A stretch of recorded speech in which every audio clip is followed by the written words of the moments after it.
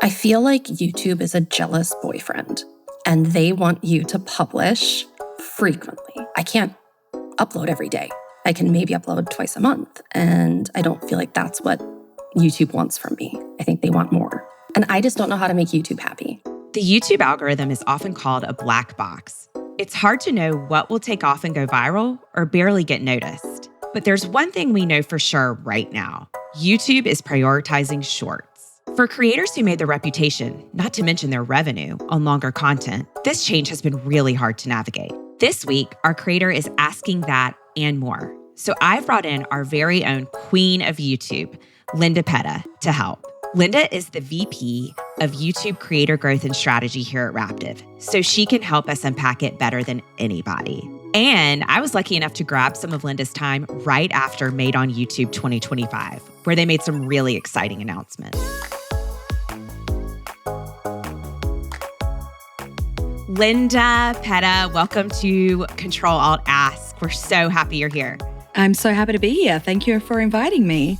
Thank you for joining. It's a big topic today, and you are an expert in it. That is for sure. We were just talking about how you could talk about YouTube all day, every day, but after this, we'll give you a break.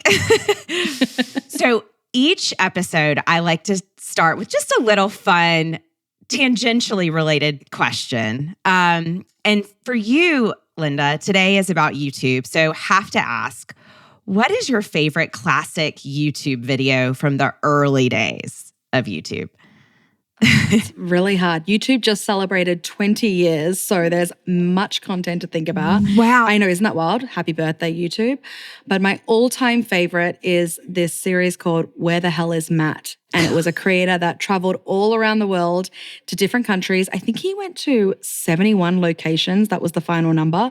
And he danced with locals all around the world. And I love that because that is what the original magic of YouTube was, bringing this incredible experience to life and feeling like you were just there dancing alongside of him. Oh, I love that. I remember that now that you say it. I definitely remember the title. What a cool thing. I have to say mine was, the first thing that always comes to mind for me is Charlie Bit My Finger, which is classic. what can I say? I know, and I have little kids now, so my husband and I will randomly just throw it out there and we know exactly what we're talking about. So, go it's millennials. It's the epicenter of culture. That's what YouTube is all about. Exactly. Okay, so today we are hearing from a creator that is really having a lot of questions around YouTube. So I would love to dive in and get her question. It's Aimee Page of Crazy Craft Lady. So without further ado, let's watch. I start all of my YouTube videos with, hey there, I'm Aimee from thecrazycraftlady.com, and I have been blogging for over a decade, and it's only been in the last few years that I started to take video really seriously. I kind of stumbled into some YouTube success, and I found a formula that the YouTube algorithm really seemed to like, and that was a compilation of 3 or 4 up to 10 or 12 different crafts that all have something in common. So they're all made with the same type of supply, or they're around a certain holiday or season. And those, for whatever reason, especially if it's a Dollar Tree craft, the YouTube algorithm pushes it out and I get way more views. If I create a long form video with 10 different crafts in it, that could take me 30 or 40 hours to make, from making the craft, photographing it, editing, voiceover, all of it. That's incredibly labor intensive. So I'm often only able to publish maybe 2 long form videos a month. And I just kind of want to be able to use my standalone single crafts somehow to maybe publish more frequently, keep the YouTube gods happy. I pour my heart and soul into these videos. I'm on iMovie for hours and hours and hours. And I just want to make sure I'm getting the most out of all this content that I'm filming. I've toyed with, in the past, I'll publish the compilation video, and then each individual craft I'll publish as a separate video. But I think it really confuses my audience. And I've had people say, haven't I seen this craft before? So I guess my question is, should I make 2 different channels? One for compilation videos, one for standalone videos? Should I do a compilation video and no standalone videos? Do I make a short out of every single standalone craft and then link it to the long form video? All these things are spinning in my head and I just don't know what the best practice is going to be. So that's a lot of questions that Aimee has. Have you heard these same questions from other creators before, Linda? Yeah, I mean, the first thing I like empathize with Aimee and so many creators because there is only so many hours in a day that anyone has, and creators are incredibly busy. And I love to see her passion for the platform, and it's amazing she's seen some initial success. And she wants to know, in all creators, how does that success be sustainable? How can I make this work, and how can I get the right ROI for my efforts? So absolutely, we hear these questions all the time. What is the role of short form? What is the role of long form? How do I play the game, and how do I make sure that the YouTube gods shine favorably on me? So this is definitely a common question we get, and she's doing some really great things, and I really want to help make sure we answer those questions so she can feel even more empowered on YouTube. Yeah, I think it is. It's like I felt her kind of stream of consciousness because there are so many things that you can do, it sounds like, and you're throwing spaghetti against the wall sometimes, maybe kind of not knowing which is right for your brand. So backing up a little, she mentions the idea, I think the through line, which is short form versus long form. And what are the pros and cons? Can you kind of back up and give us a definition of what short form content would look like, what that is? Absolutely. I think, traveling back 20 years, which seems wild, Gosh. YouTube really was the home for long form content. Yeah. Charlie Bit My Finger was actually a little bit of a unique, almost early short form video in a way. Right. But the reality is it was always based on long form content. It was a really lean in experience as a platform, and people wanted to watch a lot of content. In 2020, YouTube launched Shorts, and that was on the back of competitors like TikTok entering the market. And this short format just blew up out of nowhere. And suddenly YouTube was playing catch up. And YouTube, I really think, over-indexed in this situation. It was playing catch up so aggressively, it pivoted the story very quickly from long form into short form. That sent a lot of creators into a bit of a spiral. For some creators, it was just great because they were coming from TikTok and exploring a new platform. And for many creators, they were thinking, I've only done long form. How do I play this game? And many started to just focus on a short form strategy. However, the beauty and the pain point of YouTube, it is truly a special place for multi-format creators, meaning you can really win if you do a short form and a long form. So historically, was all long form, really pushed that. Then it was a quick pivot to let's talk about shorts and let's talk about the power of short form. And those two formats are incredibly different, Right. In lots of ways, I hear creators say, I don't have time and energy to make a long form. And then from a creative point of view, it's actually very difficult to tell a story in under 3 minutes. Initially shorts were just 30 seconds. So there is a lot of complications for creators to think about now of where do I put my time? How can I tell my story? When do I do shorts? One of the questions she talked about there was, should I have 2 separate channels, 2 separate homes, one for my long form and one for my short? And that is a question that we often get. And I will say, the general answer is if your content is related and you think that the same audience would enjoy it, we do not recommend splitting that up. We actually recommend keeping it on the same channel. And the reality is, yes, you're going to have some crossover. Yes, you're going to see people that saw those dollar craft compilations and maybe the shorts. But the exciting thing about YouTube is you're going to actually reach new audiences using shorts that are going to get a taste of who you are and then click into your channel and devour your long form content. And I'd love to talk about that a little bit because we're talking about appeasing the YouTube gods a little bit here. And I mean, it's just our funny way of saying it, but it's true.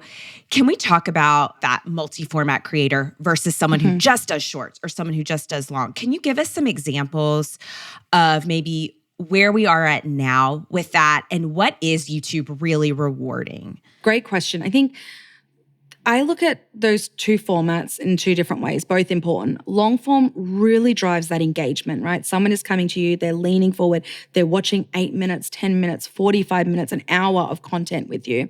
And the benefit of that is you are really telling the platform that you drive high engagement, high watch time, you keep users on the platform, all those things that YouTube love to see. And honestly, you're giving yourself the chance to make the most revenue because you can have more ads playing in your content. And is that because on a 101 basis, if someone is literally just starting out with YouTube, long form is going to naturally, the algorithm and the way YouTube is set up, it will reward with watch time? If you have good content. If you have good content, yes. Before you even think about length of content, what is your content? Make it good, because that will reign supreme. But then consistency and, expanding your reach on YouTube is important. So this long form plays this very lean in, drive that engagement, pull that viewer in for a long time. What Shorts does is it helps you reach new people. Shorts is a relatively new format, and with any new changes that YouTube does, they tend to put a lot of effort into it. So they push Shorts out there. So Shorts is a great way to become like a bite-sized, snackable piece of you and your story and reach new people that maybe don't know your channel, maybe wouldn't watch an 8-minute video of you, but they're getting a sneak peek and then they're getting pulled into. In fact, Shorts now has, for a while now, had a feature where you could link to another video, and we recommend as best practice, whenever you upload a short, where you can link it to a longer form video that is ideally related. So you can bring that people into that flywheel and keep people on your content for longer. That's so interesting, because it's like, when I think of that, immediately what comes to mind is a TikTok or a Instagram reel, and you're scrolling and you're just like getting a quick like dopamine hit. And like, if it's speaking to you, that's great. And maybe you'll engage with it further, but it's really like, for our very short attention spans, probably a great little advertisement for what you could really bring as a brand. Absolutely. And it's a really good experimentation ground for creators, because if you think about it from like a production value or time, putting so many hours into a long form video and then it kind of flopping, it's like, that sucks, right? But with Shorts, you could test something out. Maybe it's a new series, maybe it's a new idea, maybe it's a new tone, and it's a little bit lower barrier to entry and a little bit less risky. So you could just push that out there, see how it feels, see how it lands, and then use that to fuel your content strategy moving forward. So it's a bit of a playground to test out your ideas in ideally not such a heavy lift for a creator. So with Shorts, I know you mentioned this earlier, but I'd love to dive in a little bit deeper on when YouTube really got into this, right? In 2020, you said, do you feel that the pendulum swung too far towards Shorts, and now is there some type of course correction? What is happening now since they introduced them? Yes, I do personally think they went too aggressive without maybe thinking about the repercussions from the creator point of view. So they talked about the power of Shorts. They got people really excited about it, and the monetization wasn't there. So creators put a lot of effort and they put a lot of time into creating this content, and then were saying, I'm not getting any money from this. Like, what is happening? However, I think YouTube has done a ton of amazing work to course correct. They are listening to creators, they are listening to advertisers, and they are realizing, like, hey, we want to help creators monetize this. We want to make sure that they're getting really lucrative brand deals. We want to make sure that they're getting in front of the right eyeballs. So, they had their annual YouTube Made On event where they announced 30 updates to the platform. And many of them are including for Shorts, using AI tools to help you make Shorts quicker, thinking about how if a creator goes live, we could automatically make a short from that to use that as a promo tool. So it took a while to get here, and I totally understand some trepidation from creators that have maybe been burned in the past and are like, do I need to get back into Shorts?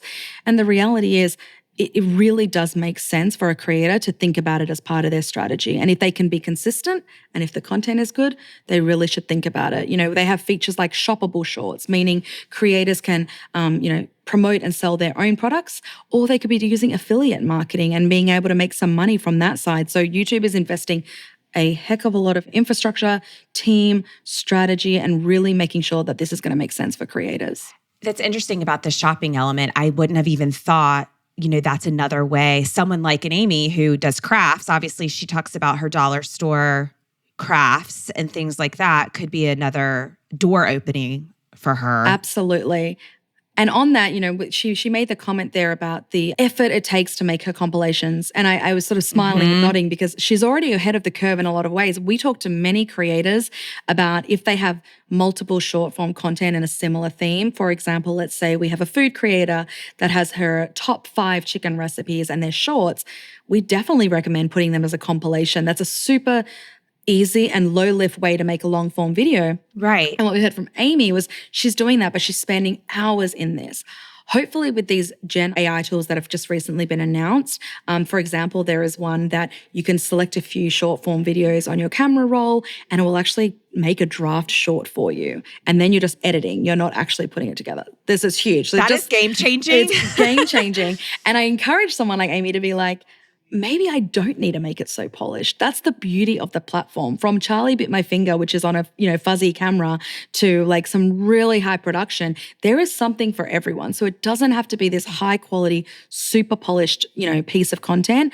When you're thinking about, I want to know, like, give me your top 5 holiday Dollar Tree crafts, I don't need a big production studio. I just want to feel like I'm sitting across the table from Aimee and learning from her. Yeah. And I think that accessibility is probably a really big factor, because that's kind of what people seem to be going to YouTube for, is they want to dive deeper on something, or they just want that human trusting element. And someone like Aimee with crafts feels like it would feed into that really well.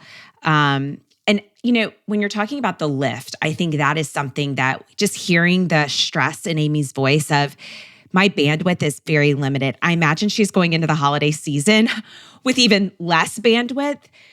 This is probably a dumb question, not knowing the full scope of the YouTube algorithm, but does it reward or punish a creator who would maybe repurpose content from another platform, say like Instagram Reels or some things? I've seen that maybe done where they're taking things from other platforms, repurposing it for YouTube. Is that a common practice? Yes. So I would say, repurposing your content is a solid B grade. I really recommend. It's a great way for creators to think of, you've put all that effort into your vertical video, put it on YouTube.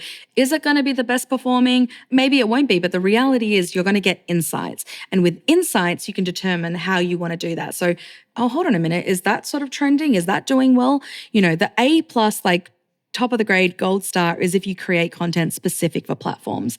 That goes for TikTok, for Instagram, for YouTube, for your site, for wherever you may be. Right. But getting involved and putting your content up there is a fantastic way of testing the waters, learning from your viewers, and then thinking about, okay, I'm seeing some traction here. How can I then think about how this relates to maybe the YouTube behavior? So it's a fantastic way to get started and makes a lot of sense. It's something I would recommend to all creators getting started. And with the duplication specifically, tell me about that. Yeah, YouTube will not penalize a creator for repurposing content from another platform. There are best practices, like you don't necessarily want a watermark on there. You want to make it look and feel YouTubey, even if it's repurposing from TikTok. In regards to the strategy of maybe repurposing existing YouTube content, let's take, for example, Aimee doing her compilations as a long form video and then cutting them up into shorts. That is actually not going to be seen negatively. It's going to be seen positively. You're giving more content, multi-format, because they're effectively each transformed. A YouTube short about one of the crafts will have a different title. It'll have different tags within it. It will have a different, initial image. And so it will not be any negative effect. In fact, I think it'll just have a positive where it'll reach new audiences and tell YouTube that you are a, multi-format creator. And, back to multi-format, do you feel like anyone who's a creator right now who maybe has dabbled in YouTube could become that multi-format creator? What would be the barrier to that, and how can they overcome it if they're hearing this right now? Yeah, I think you think about two sides of the coin, right? You're either maybe a long form creator thinking about, how do I get into shorts? And there are pros and cons to that. Or you're a short form creator thinking about how you get into long. Now, we kind of talked about, if you're a short form, you could stitch them together and make a compilation. Reality is, that's not going to be your most top perform video. People aren't going to be like, this is the best compilation I've ever seen. Maybe they will. I hope they will. But the reality is, it's just a simple way to sort of get yourself into the system. So it's tricky from that, because if you're creating bespoke long form, the barrier there is time, energy, and waiting for the ROI. Just because more ads can show and the revenue potential is there, it's not automatic. Now, I do think on the other side, long form creators getting into the short form game, especially with the tools that YouTube have, it is going to be a lot easier to play that, to be able to look at, thinking about cutting from a live, for example, or, like I mentioned, using these next gen AI tools to compile videos. I think this will be easier. So I think they're making it easier for both sides of the coin. And above all, I say this to every creator: what can you do that is true to who you are, that gets your unique value prop out, and that you can do consistently? That is really where I think, like, coming back to yourself, a true moment of what can I deliver, and, making sure that you get that right and keeping back to that really great content.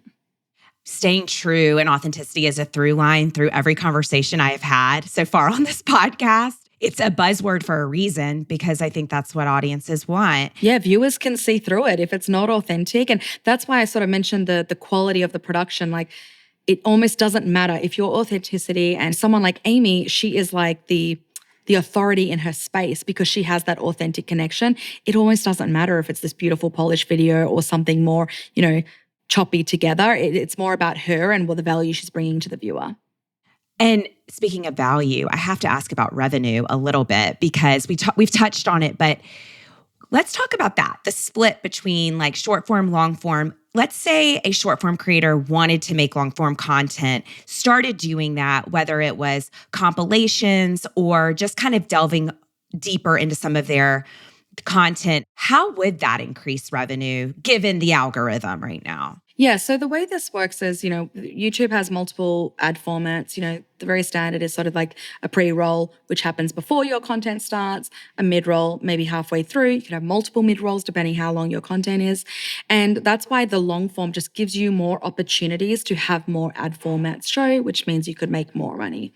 Now, the reality is, retention I talk about and like engagement is so important because if someone drops off before that mid-roll even fires, the story is over. Yeah. So again, back to what is your value, make great content. Now, here's what's interesting. The reality is that almost 50% of YouTube viewership is coming from connected devices, which is effectively TVs in a living room. And what's really interesting is we are seeing a ton of YouTube Shorts viewership happening on those connected devices. That means viewers are now watching YouTube Shorts on their big screens. That's wild. It's so wild when you think about it because user behavior is changing, right? It's like, okay, I'll watch a 12-minute video and now I'm going to watch a 30-second clip and now I'm going to a 22-minute video. And so I think what's cool about that is we know that connected devices tend to have a much higher CPM against them because they're a premium environment. So I expect that we're going to see those premium CPMs across Shorts too. So from today when I'm talking to you, I say to you, the revenue is coming from long form, but I truly believe with the moves that YouTube is doing, the real way to play that game is sort of to be kind of everywhere where you can. Yeah. I think you're breaking it down really well because while it could feel daunting, what you're saying feels actionable. And if someone's listening right now, they could easily do some of those things. In your mind, what would you say is kind of the golden rule though for YouTube? If a creator's listening and they're saying, I'm going to get into this, I've only been doing long form, I'm going to dabble in short form or vice versa. What is that thing they should remember? I would say content is king. It has to be good content. It has to be something true to yourself, back to that authenticity. Yeah. Real close second is that consistency. What is realistic for you to be consistent? Maybe that's once a month, right? Maybe that's 3 times a week. Maybe that looks like 1 long form every 2 weeks and 3 shorts in between. So really just thinking about what can I maintain? And then above even all of that is sitting on top of your analytics, going into your YouTube studio, and I want you to look at your retention rate and your watch time. Those are the 2 that you are going to analyze. There are such great tools out there. We have A/B thumbnail and title testing, so you can make sure you're, getting someone to click and stick, but really also looking at, are they staying for a long time? Where are they dropping off? What are they not loving? What are they loving? And really the most beautiful thing about YouTube is the community and the connections. So listen to your audience, ask your audience, really make sure that you're building for them. That is such a powerful thing. And then they can tweak their content accordingly without straying too far from who they are, but really being able to see, okay, I've lost them at this point. Unless you're Miss Rachel and you're not losing. Yeah. I know that's 100% retention all the time. It's 100%. It's so interesting. At Raptive, we worked with a creator who took on some advice that we gave where we said, hey, January is a real big month for you. You are going through the roof. She does Mediterranean food, very healthy eating, new year, new me, viewership was going up. And we came up with that. We're like, hey, you've got all this great short form content. Why don't you compile it into healthy chicken recipes, healthy salad recipes? They were seeing over 30% increase in their watch time and their engagement by doing that strategy. And that is using the insights from analytics. And I think that is looking at like, what is the data telling me? And test. That worked out well for her. All the stars align. She's incredible at what she does. She has a wonderful audience. But, the great thing about, we mentioned this short form, is you could test something new. Does it land? Does it not? Okay. If it doesn't, you pivot. If it does, you dig deeper. So really this analytics, you can't get any insights unless you put something out there, and YouTube is a forgiving platform. YouTube viewers are forgiving. They want you to make great content. So put it out there, see how it feels. Don't stress about, does it have to be beautiful production quality? No, go out there and look at content you like and say, okay, maybe it isn't like, TV network, but it's like just seeing from my favorite person, hearing from someone like Aimee that's going to help me make my home feel more holiday or get ready for the season. And it's all about Aimee versus the quality of her camera and her microphone. Right. I love that. So we've got to talk about the future as kind of wrapping this up. What do you see as the future of short and long form content on YouTube?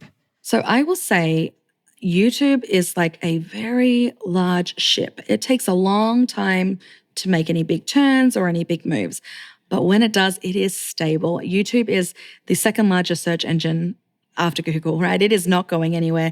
They are steady, they are stable, they are investing, they listen, they truly do. And I can say that as, we're a trusted partner with them where they take our feedback on seriously and they listen to creators. So YouTube is not going anywhere. Shorts are not going anywhere. I think we're going to see even more alternative monetization opportunities, such as YouTube shopping. There's YouTube memberships. There's super thanks and super chat, which are ways that the community can give to their favorite creators. Cool. So I think we're going to see more product features come in that can help creators reach more people, make content easier, get that insight that they need to make better content and to help them make more money. That's amazing. We love hearing make more money. Absolutely. Yes, please. Yes. Well, Linda, we just so appreciate you coming on here. I think this is really helpful for our creators who, are toe dipping into this space or have been there for a while. I think it's applicable to all kinds, and there's some really great takeaways. Always happy to talk about YouTube all day, every day. But I'm excited to see and hear more about the podcast and see the next episode. Thanks for including me. Thanks again to Linda and Aimee for a terrific conversation. I foresee more YouTube conversations in our future. If you have a question you'd like to ask, email controlaltask@raptive.com. CTRL-ALTAsk@raptive.com. For more information on everything we talked about today, check out the show notes or visit our website, raptive.com/controlaltask.